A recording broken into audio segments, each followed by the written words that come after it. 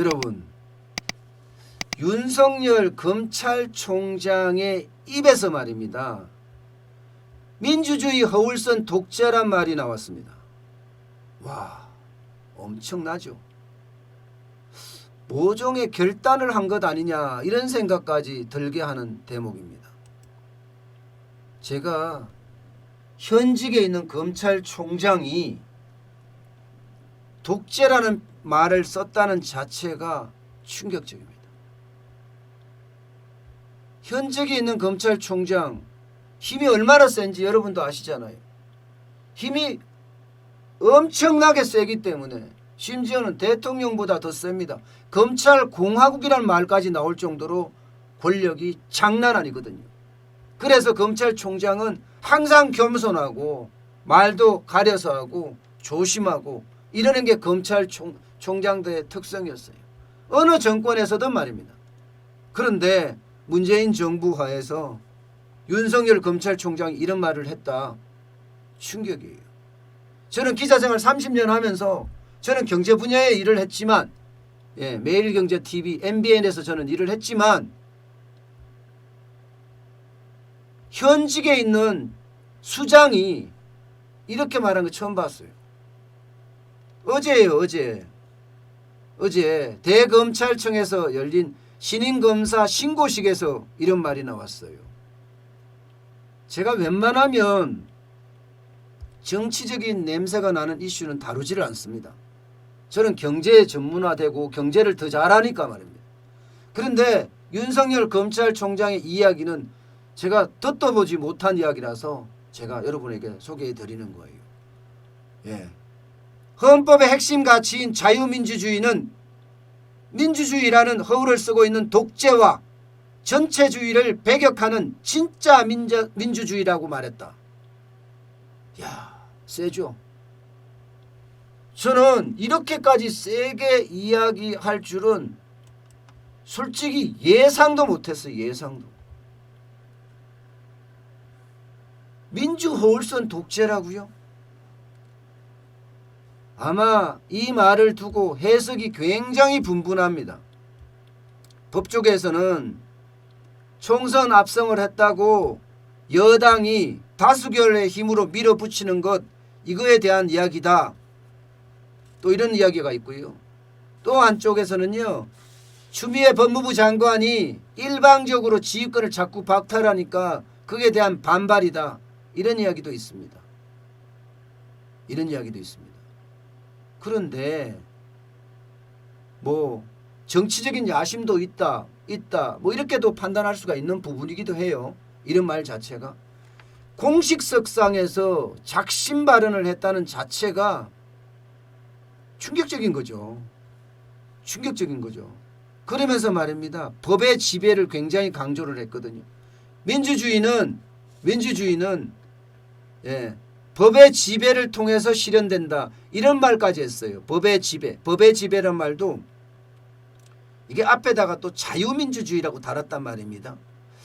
이 말은 제가 봐서는 굉장히 이것도 충격적인 말 중에 하나일 것 같아요. 법의 지배란 말하고 추미애 장관이 이야기하는 민주적 통제란 말하고 이게 좀 겹치죠. 그죠?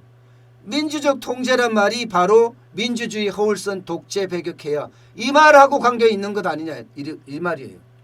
민주적 통제라고 했지만 민주가 사실은 독재다 이 말하고도 연결된다는 뜻입니다.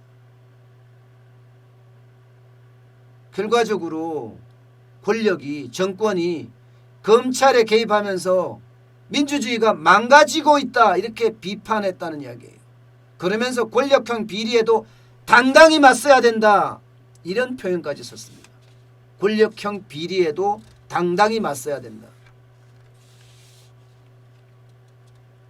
절제된 말이라고 생각하기에는 사실 파장이 굉장히 클 거예요. 굉장히 커요. 엄청나게 센 이야기거든요. 게다가 공식석상 자리에서 작심하고 비판을 한 거기 때문에 이게 장난 아닌 이제 아마 사퇴 압력이 들어올 거라고 저는 봅니다. 여러분들은 어떻게 생각하세요? 이 말에 대해서 말입니다. 저는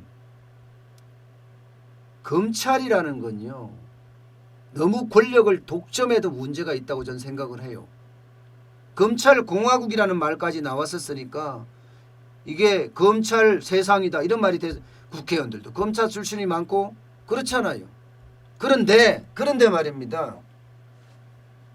검찰은 분명한 것은 권력으로부터 독립이 돼야 되는 것은 분명합니다. 법무부 장관이 계속해서 지속적으로 검찰을 지휘한다? 이게 심지어는 말입니다. 검찰청법에는 검찰총장을 지휘한다는데 지금은 지검장, 고검장도 지휘하려고 들잖아요. 검찰을 권력의 신여로 만들려고 하는 거거든요. 저는 이거는 말도 안 되는 거라고 생각합니다.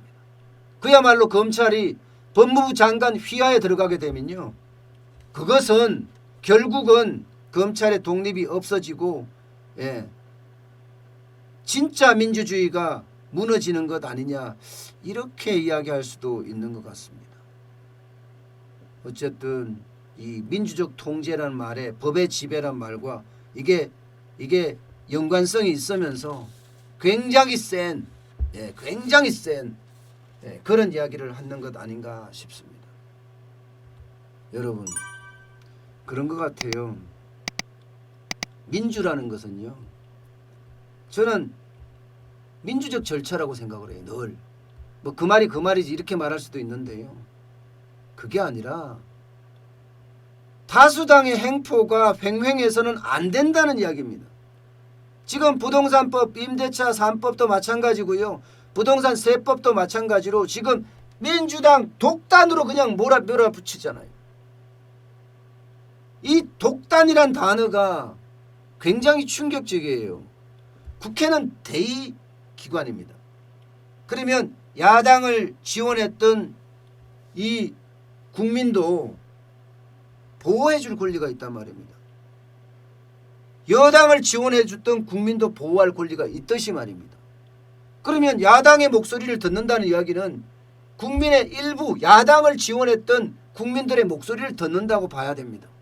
그런데 그 말 자체를 무시하고 다수결이다 이러니까 무조건 밀어붙인다? 이것은요, 국민을 무시하는 처사라고 해도 과언이 아니에요. 상임위원회에서 소위원회를 구축을 해서 법안을 심사하고 또 심사하고, 그래서 국민한테 얼마나 폐해가 있는지, 여당을 지원한 국민, 야당을 지원한 국민한테는 얼마나 폐해가 있는지 여기서 좀 더 심도 있게 논의하고, 법사위 가서도 마찬가지예요. 법제사회 준비위원회 가서도, 법사위 가서도 그렇게 하라는 뜻이에요. 근데 안 하잖아요.